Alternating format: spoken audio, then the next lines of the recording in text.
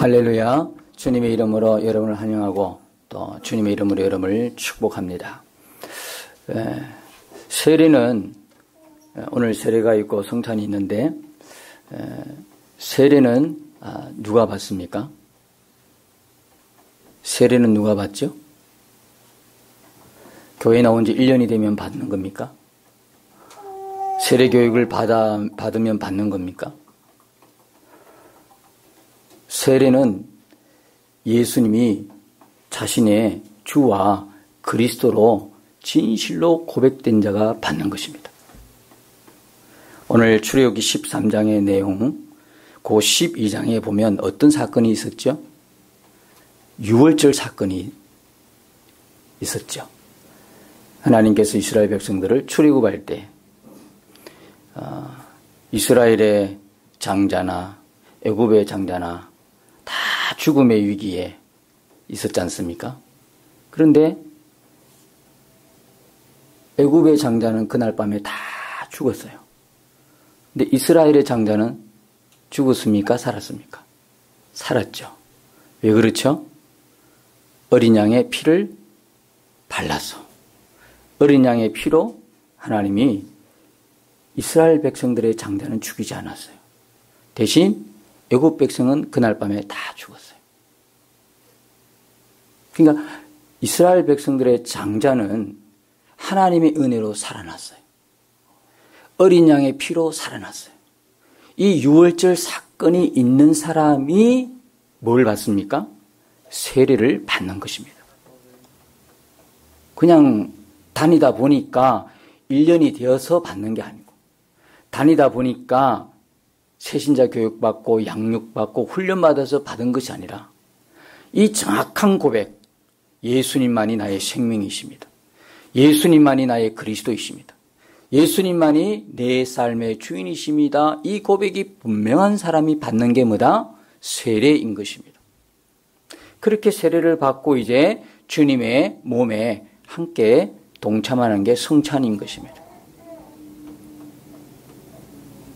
그래서 세례는 구원의 정표입니다. 이제 나는 세상과 결별했습니다. 나는 세상에서 죽었습니다. 이제 나는 죄에 대해서는 죽고 의에 대해 살고 하나님에서 살아난 자가 되었습니다. 이 표시가 뭐냐면 세례로 나타나는 겁니다. 여러분 다 세례를 받으셨습니까? 오늘 받으실 분 빼고 다 받으셨나요? 이 세례를 받았는지 수면제를 드셨는지 잘 모르겠지만 세례를 받으셨나요? 예. 주님이 오실 때 정말 증거가 너무 많습니다. 주님이 오시는 증거는 우리 예배당에서도 지금 보여지고 있습니다. 잠에서 깨시기를 축복합니다. 아무리 비가 오고 지금 딱 졸기 좋은 아주 좋습니다. 그런데 우리의 생명이 잠 하나 이기지 못하겠습니까? 우리는 이길 수 있습니다. 한번 구호 외칠까요? 세례 받았습니다, 여러분. 세례는 뭡니까? 세례는 이제 나는 세상 사람이 아니라는 이야기입니다. 박혜원 성도님 아시겠습니까? 나는 더 이상 이제는 세상에 속한 사람이 아니고 어디에 속한 사람이란 겁니까? 그리스도께 속한 사람입니다. 그리스도의 것이라는 겁니다. 그리스도가 나의 주인이라는 것입니다. 아멘이십니까? 근데 여러분들이 세례를 받으시고 다시 유턴해가지고 종교인으로 사는 사람 많습니다. 세례를 받으시고 온전한 그리스도인의 삶을 이제 그렇게 살아가시는데 주님과 동행하는 삶을 살아가시는데 세례받는 거로 끝나는 것이 아니라 종교인으로 유턴하는 사람이 있어요. 종교인과 그리스도인의 차이가 무엇입니까? 중심의 차이지 않습니까? 그죠? 그 중심에 누가 주인이냐 이 차이거든요. 그리스도인은 중심에 그리스도가 있는 사람이에요. 그리스도가 주인된 사람이에요. 더 이상 자신이 자기를 주장하지 않습니다. 옛날 가치관, 옛날 목적, 옛날 추구관, 옛날 뜻을 쫓아 살지 않습니다. 이제는 그리스도가 무슨 말씀을 하시는가. 제가 이번에 지난주에 재직회를 열고 우리가 같이 기도하자라고 기도 제목 우리 교회 이전 이런 부분을 위해서 기도 제목을 드렸는데 기도하시고 계시지요? 계속 기도하고 계시지요? 그거는 목사님의 일이지 내 일은 아니야. 그리고 아주 여러분이 믿음 좋게 배짱 좋게 안심 놓고 있는 계신 분 한 분도 안 계신 줄 믿습니다. 저는 이 한 주간에 진짜 낮과 밤을 여러 번 경험해요. 믿음을 제대로 한번 건너가고 있는 것 같습니다.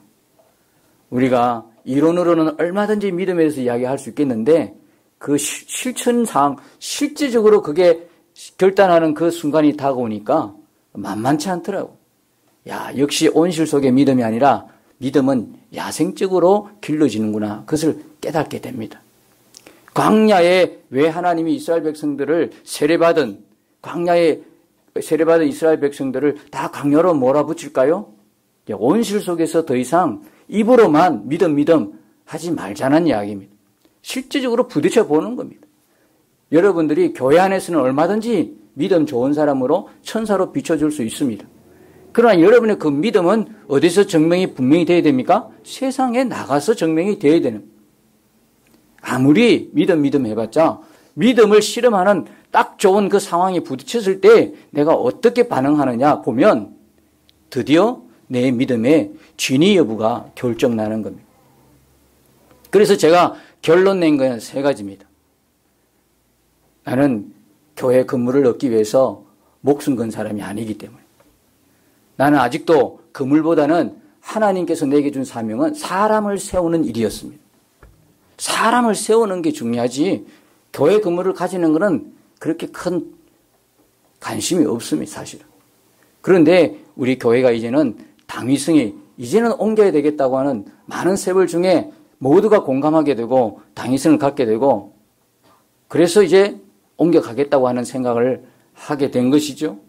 그러면서도 한 주간 내내 생각되었던 것은 주님의 시선을 잃어버리지 않는 것입니다. 주님께 내 마음을 고정하는 것이 방해받지 않는 것이 저의 기도 제목이었습니다. 해보니까 방해가 되더라고. 해보니까 여러 가지 대출 문제라든지 건너가기 위해서 생각보다 필요한 게 많더라고. 그것을 구체화 안 됐을 때는 몰랐는데 점점 구체화되어 가니까 드러나는 문제들이 참 많더라고. 구청에 가서도 알아보고 그 건물에 대해서도 건축법상 그것도 알아보고 또 대출 문제 알아보고 이러다 보니까 많이 배우게 되는 거예요. 많이 배우게. 그걸 누가 하겠습니까? 혼자 막 뛰어다니면서 해보니까 알겠더라고. 그런데 또 하나 위기는 뭐냐면 그렇게 돌아다니다 보니까 마음이 뺏기기 시작하는 거예요. 빼앗기기 시작하는 거예요. 돈에다가 마음을 빼앗기고 그 다음에 어떤 사람의 마음을 빼앗기고 또 어떻게 하면 저렇게 건너가야 될까 하는 걱정의 마음을 빼앗기고 그게 계속 될 것 같아서 참 경계를 많이 했습니다. 그러면서 3가지 기도 제목, 이 3가지 기도 제목으로 하나님께 기도하기 시작했습니다. 그게 첫 번째 뭐냐면 이 일을 하나님이 원하시는가? 이 일을 하나님이 기뻐하시는가? 이 일을 하나님이 하라고 하셨는가? 여기에 초점을 두고 기도해 오고 있습니다. 정말 감사하게도 지난번 우리가 한번 그렇게 홍역을 치렀던 표현이 좀 이상하지만 교회 이전을 위해서 2년 전인가 그때 그렇게 홍역을 치렀던 그 상황이 재현된 것입니다. 그때도 상황은 여전히 그대로 사람이든 환경이든 다 열려있는 상태였고 그러나 마지막 이것이 하나님 뜻인가에 그 뜻에 대한 응답이 없어서 결정을 못 내렸을 지금도 똑같은 상황이 벌어지고 있는 것 같습니다. 그렇게 어렵다고 하는 상황들이 열려지기 시작하는 걸 보면 지금 더 오히려 집중해서 기도해야 될 때가 되었다라는 생각입니다. 왜냐하면 전혀 예상하지 못했던 혼자 발로서 그렇게 뛰어다녔을 때는 전혀 불가능했던 일들이 가만히 앉아있을 때는 모든 것이 되어지는 상황이 벌어졌기 때문에 그렇습니다. 그래서 이것이 과연 사람의 노력에서 의함인가 아니면 하나님의 은혜로 지금 이 상황이 열려지고 있는 거에서 깊은 고민을 하게 되는 것입니다. 여러분들 진행 중에 있으니까 계속 여러분들이 기도하실 수 있기를 축복합니다. 그 내 문제라 그러면 안 하는 게 좋습니다. 우리 교회 공동체가 이것이 목사 개인의 문제라고 생각하고 여러분이 기도를 안 하신다면 나는 여러분들의 거수를 들어서 한번 묻고 싶습니다. 정말 이것이 목사님의 개인적인 일로 여러분이 여기서서 기도 안 하시는지 아니면 기도를 지금 같이 하고 있는지 한 배를 타고 같이 가는지 한 배를 타고 같이 가지 않는다면 이것은 안 하는 게 좋습니다. 그래서 여러분들이 계속 이 일이 하나님이 하라고 하신 그 확신과 믿음 가운데 진행되어질 것 같으면 여러분들이 계속 기도하셔야 하는 것입니다. 왜냐하면 그렇게 했을 때 하나님이 계획이 있다면 여러분들은 그 하나님의 계획 안에 들어올 때에 진짜 믿음의 사람이 되고 믿음으로 인한 파생되는 모든 은혜와 축복의 주인공이 되실 수 있기 때문에 그런 것입니다. 세례는 바로 그런 것입니다. 세례는 더 이상 이제 내가 주인된 삶을 포기하는 겁니다. 예수님의 복음을 들었습니다. 유월절 어린 양의 복음을 들었습니다. 십자가에서 예수님 나를 위해서 죽으신 것을 여러분 믿으십니까? 정말 믿으십니까? 여러분의 모든 죄는 용서받으셨습니까? 현재, 과거, 앞으로 지을 모든 죄까지 용서받으셨네요? 그러면 그렇게 십자가에서 예수님께서 내 죄를 다 해결하시고 십자가의 죽으심으로 용서하셨다는 걸 믿는다면 그 십자가에서 나도 죽었음을 믿으십니까? 여러분 죽으셨습니까? 여러분은 죽고 이제 예수로 사는 사람이 되셨습니까? 우리가 지금까지 믿었던 복음은 속죄의 복음이었습니다. 예수님 믿으면 내 죄가 모든 것이 용서된다. 모든 것이 해결된다. 그 속죄의 믿음을 갖고 있었습니다. 그러나 여러분 속죄의 믿음 가지고는 우리의 삶 하나를 바꿀 수가 없습니다. 여러분 그렇지 않습니까? 앞으로 되어질 죄까지도 용서하셨는데 그렇다면 생각이 달라지지 않습니까? 굳이 죄와 싸울 이유가 어디 있습니까? 하나님이 미래의 죄까지 다 용서하셨는데 해결하셨는데 굳이 여러분들이 죄를 안 지으려고 예수고 주님을 갈망할 이유가 어디 있습니까? 다 용서하셨는데요. 굳이 여러분이 회개는 하겠지만 그렇게 진액을 짜내는 다시는 죄와 결별하는 진짜 창자를 도려내는 그런 아픔의 해결을 할 이유가 어디 있습니까? 회개하더라도 건성적으로 하게 되는 것이죠. 다 했는데 주님이 다 해결해 놓으셨는데. 그러니까 여러분들이 교회를 오면서 예수를 믿는데 여전히 죄 가운데 살고 있는 거예요. 죄를 지으면서도 너무 편안하게 죄 짓는 거예요. 난 그래도 예수 믿고 구원받았다라고 하는 착각 속에 빠지면서. 여러분 속죄의 복음만 믿으면 온전한 복음이 아닙니다. 우리가 믿는 진짜 복음은 속죄의 믿음뿐만 아니라 나도 죽었다고 하는 믿음인 것입니다. 주님은 십자가에서 우리도 함께 죽이셨습니다. 세례는 뭐냐면 주님과 하나 되는 성례입니다. 주님과 하나 되는 예식입니다. 오늘 세례를 통해서 우리는 주님과 하나 되는 것입니다. 성찬은 이 하나됨을 분명히 증명해 주는 예식입니다. 살과 피를 주님의 살과 피를 나누는 관계 같으면 어느 관계에 있겠습니까? 피를 나눈다. 이건 하나 아니고는 설명이 안 되는 것입니다. 세례는 바로 주님과 내가 하나라는 것을 분명히 증명해 주는 예식인 겁니다. 주님만 죽은 것이 아니라 주님은 나를 죽였습니다. 나의 무엇을 죽였습니까? 나는 이렇게 멀쩡히 살아있는데요. 내 육신은 멀쩡히 살아있는데 난 뭘 죽였지요? 나의 옛사람을 죽인 것입니다. 이 옛사람은 죄의 종로로 됐고 죄의 노예노로 됐고 죄에 끌려다니던 죄의 욕망 속에 살았던 사람입니다. 옛 자아를 죽인 것입니다.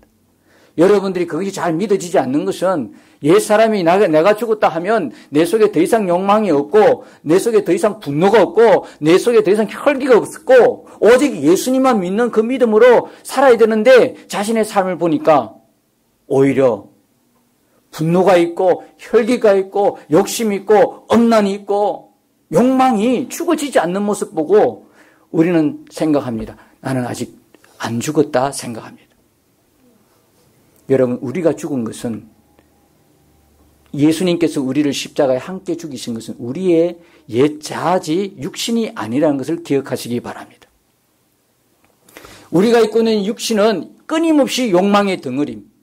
우리가 있는 이 육신이 있는 한 우리는 죄에 늘 유혹을 받습니다. 육신을 입고 있기 때문에 그렇습니다. 그러나 여러분, 예수님과 함께 죽은 것은 내 안에 옛사람, 내 자아입니다. 이제는 그러므로 말미암아 더 이상 죄에 끌려다니지 않도록 주님이 그렇게 만드신 것입니다. 육신이 죽은 것이 아닙니다, 여러분. 내 속에 끊임없이 죽어야 할 그런 부분들이 나타날지라도 여러분 그때마다 뭐 하셔야 됩니까? 나는 죽고 예수로 산다는 것을 고백하고 선포하셔야 되는 것입니다. 이미 여러분 죽었기 때문에 그렇습니다. 오늘 오후에도 양준교회가 이렇게 와서 연합한 예배를 드리는데 그때 나눌 말씀 더 자세하게 나누게 될 것입니다만, 세례는 여러분 이제 물에 출애굽기 14장에 가면 13장에서 세례가 뭔지, 세례를 받은 사람은 어떻게 살아야 되는지 하나님과 구체적인 계약을 체결하고 14장에 가서 드디어 홍해를 건너며 물에 빠져 죽고 새로운 사람으로, 물에 빠져 죽고 이제 예수의 생명으로 사는 사람으로 실제적으로 세례를 받고 15장 이후부터는 어떻게 됩니까? 광야에서 세례를 받은 사람으로 사는지를 테스트 받는 게 15장입니다. 우리가 이렇게 예수님 믿는다고 딱 교회에서 예배도 드리고 믿는 사람으로 그리스도인으로 살아가는데요, 사실은 세상 가운데서 하나님은 우리를 테스트하고 있는 것입니다. 세상 가운데서도 교회 안에서 너의 믿음이, 교회 안에서 너희들 믿는다고 하는 그 믿음이 세상 가운데는 어떻는지를 테스트 받고 있는 게 바로 우리가 머무는 이 광야, 세상인 것입니다. 오늘 세례는 이제 나는 죽고 예수로 사는 예식인 겁니다. 나는 세상에 대해서 더 이상 반응하지 않습니다. 죄에 대해서 더 이상 반응하지 않습니다. 그러면서 세 가지 하나님 앞에 맹세하고 언약을 맺습니다. 여러분, 세례는 세 분하고 연결이 되어 있습니다. 여러분, 세례 받았을 때 누구의 이름으로 세례를 받노라, 세례를 주노라, 여러분 들으셨습니까? 성부, 성자, 성령의 이름으로 세례를 주노라. 그러니까 성부와 성자와 성령과 여러분이 연관이 돼 있어요. 세례를 베푸노라, 이 세 분하고 이제 여러분이 언약을 맺는 것입니다. 그 구체적인 내용이 오늘 본문에 기록이 되어 있습니다. 첫째는 하나님과의 관계입니다. 하나님 관계 1절에 보시면, 2절에 보시면 이스라엘 자손 중에서 사람이나 짐승을 막론하고 태에서 처음 난 모든 것은 다 거룩히 구별하여 내게 돌리라. 이는 내 것이니라 하시니라. 하나님 관계 첫 번째, 하나님을 어뜸으로 하나님을 최고로 섬기는 삶을 앞으로 살겠습니다. 첫 것은 하나님의 것입니다라고, 첫 것을 하나님께 드리는 삶을 어뜸으로 최고로 살겠습니다라고 약속하시는 것입니다. 두 번째는 예수님과의 관계입니다. 예수님 관계는 13장 7절에 있습니다. 이래 동안에는 무교병을 먹고 유교병을 내게 보이지 아니하게 하며 내 땅에서 누룩을 내게 보이지 아니하게 하라. 예수님 관계에서 언약입니다. 누룩이 있는 떡을 거절하고 누룩 없는 무교병을 먹고 무교절을 지키겠다고 하는 언약입니다. 이 이야기는 이제 죄 없는 성결한 삶을 살겠습니다라는 언약인 것이죠. 오늘 세례를 받으시면 이제 여러분들은 죄 없는 성결한 삶을 하나님 앞에 약속하신 것입니다. 세 번째는 성령님과의 관계인 것입니다.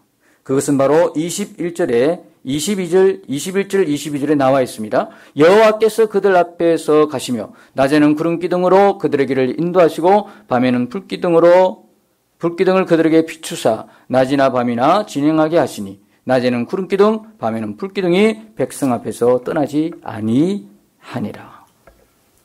성령님과 이제 약속합니다. 이전에는 내 마음대로 살았습니다. 내가 주인 돼서 내 뜻대로 하고 싶은 대로 하고 살았습니다. 그러나 이제는 성령님의 인도를 받겠습니다라고 언약을 맺어지는 것입니다.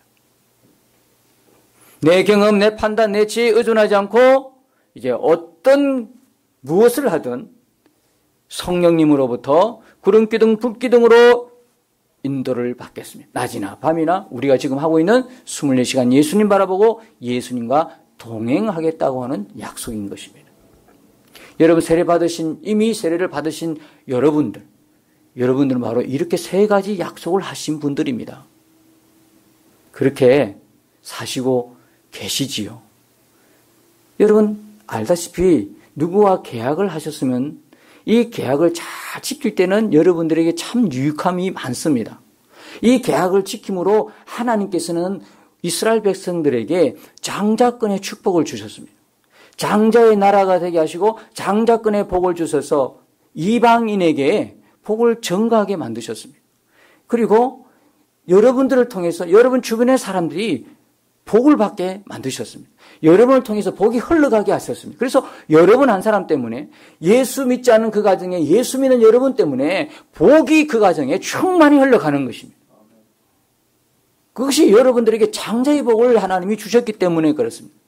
혈통으로는 막내일지라도 혈통으로는 두 번째일지라도 상관이 없습니다. 영적으로는 그에게 하나님이 장자의 축복을 주셨기 때문에 그 한 사람 때문에 불신자 가정에 확 하고 뒤집어지고 바뀌어지고 변화되는 역사가 나타나는 것입니다. 우리는 그것을 너무나 많이 봐왔습니다.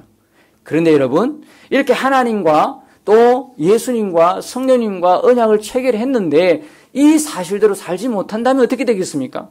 우리가 세상에도 어떤 조그만 계약을 해도 그 언약이 파기되면 어떤 일이 일어나죠? 위약금 물려내지요? 손해가 이만저만이 아닙니다.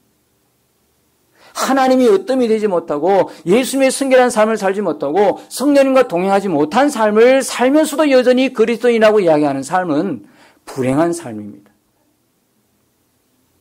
그래서 그의 삶에는 하나님의 인도와 하나님의 축복과는 거리가 먼 삶을 사는 정말로 안타까운 삶을 살 수밖에 없지요. 여러분, 첫 것을 하나님 앞에 들을 수 있는 믿음을 가지시길 축복합니다. 시간에 첫 것을 들으십시오, 여러분. 하루에 일어나자마자 정말 여건이 된다면 새벽이라도 교회에 찾아와서 새벽 기도로 첫 하루를 시작하는 것 믿음의 발걸음. 만일에 그게 여의치 않더라도 여러분들이 일어나자마자 처음으로 불러보는 분이 주님의 이름이 되시기를 축복합니다. 처음으로 여러분 그 거처에서 주의 이름을 부르고 첫 시간을 들으십시오. 처음을 들으십시오. 하루를 시작하기 전에 하나님 존전에 머무십시오. 그분이 무슨 말씀을 하시는가. 그리고 그분과 대화를 하십시오. 그리고 하루의 문을 여십시오. 그러기 전에는 침상에서 내려오지 마시기 바랍니다. 두 번째는 여러분들이 한 주의 첫 것을 주님께 드리십시오. 주간의 첫날을 하나님께 드리십시오. 그것이 주일 성수입니다. 이걸 율법적으로 지키라는 뜻이 아닙니다, 여러분. 모든 날의 주인은 주님의 고백인 것입니다. 한 주간의 첫날을 주님께 온전히 드리십시오. 예배가 없는 삶이 잘 되는 일은 없습니다. 그런 일은 없습니다. 그 다음에 여러분, 물질의 첫 것을 주님께 드리십시오. 하나님 앞에 11조 드려서 복을 받겠다고 하는 그 개념이 아니라 이것은 계약입니다. 계약. 하나님과 맺은 계약입니다. 이거. 이 계약이 파괴되면요. 여러분에게 돌아오는 것은 11조 드리는 것보다 엄청난 손실이 발생하게 되는 것입니다. 그냥 예전처럼 11조 드리면 복을 받는 이런 수준이 아니에요. 이것은 하나님과의 언약을 여러분이 체결하신 거예요. 세례는 바로 이런 의미인 것입니다. 여러분의 건강에 첫 것을 여러분 드리기를 바랍니다. 하나님을 섬기는 일에 여러분 어떤 시간 계획을 세우십시오. 여러분의 시간 계획을 따라 여러분의 일을 하지 마시고 먼저 건강 주신 하나님 앞에, 그래서 여러분이 교회에 오시면 그냥 왔다가 가지 마시고 뭐라도 섬길 수 있는 곳을 여러분 스스로가 찾으십시오. 그래도 여러분 이게 감사해야 될지 아니면 어떻게 생각하면 더 기도 제목일지 모르지만 우리가 규모가 작다 보니까 그죠? 섬길 것 역시 작지 않습니까? 그럼에도 불구하고 조그만 것 하나라도 여러분의 손길이 가서 여러분 스스로가 섬길 수 있다는 건 축복인 것입니다. 뭐라도 하나. 아니면 섬길 곳이 없다면, 기회가 없다면, 가다가도 휴지 하나 떨어져도 휴지 하나 죽더라도 여러분들이 주일날 와서 교회 와서 그냥 돌아가지 마십시오. 뭐라도 하나님 앞에 건강 주신 이 건강에 첫 것을 드리십시오. 섬김을 통해서. 그리고 여러분의 자녀들을 하나님께 드리십시오. 첫 자녀를 하나님께 드리십시오. 이런 말씀 드리면 이제 긴장이 되죠. 신학교 보내야 되나. 그런 이야기가 아니고요. 장자 대신에 뇌인을 하나님이 구별해서 속전을 내게 했지 않습니까? 다 장자를 신학교 다 보내면 신학교 지금 어마어마하게 부흥되는 거 아시죠? 지금 신학교 더 이상 안 옵니다. 사람이 없어요. 예전에 제가 서울에 그 학교 다닐 때는요, 심지어 이런 말도 있어요. 10대 1입니다. 10대 1. 비율이 10대 1이었습니다. 10명 중에 1명 들어갑니다. 그게 점점 낮아졌죠? 5대 1, 3대 1, 2대 1, 지금은 2대 1까지 낮아졌더라고요. 그래서 우리가 학교 갈 때는 삼수는 아주 기본으로 하고 갔었습니다. 그렇다고 해서 뭐 그렇게 공부를 꼭 해야 되나, 그건 저는 아주 부정적입니다.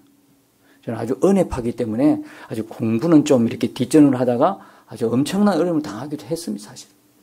그런데 문제는 그렇게 여러분 우리의 첫 장자들을 첫 것을 하나님께 드린다고 해서 다 신학교 보내야 되는 것입니까? 그렇다면 진짜 신학교는 다시 일어나죠. 부흥하죠. 그것이 아닙니다.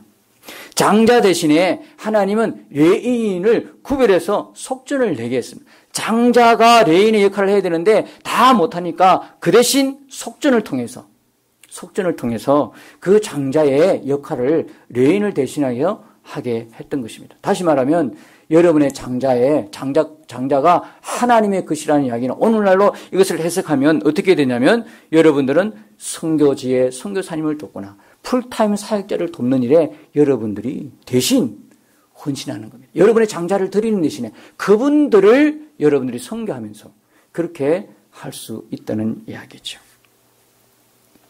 여러분 오늘 말씀의 결론은 바로 이것입니다. 내가 하나님을 존중하면 하나님도 나를 어뜸으로 세우십니다. 내가 하나님을 무시하면 하나님 나를 무시합니다.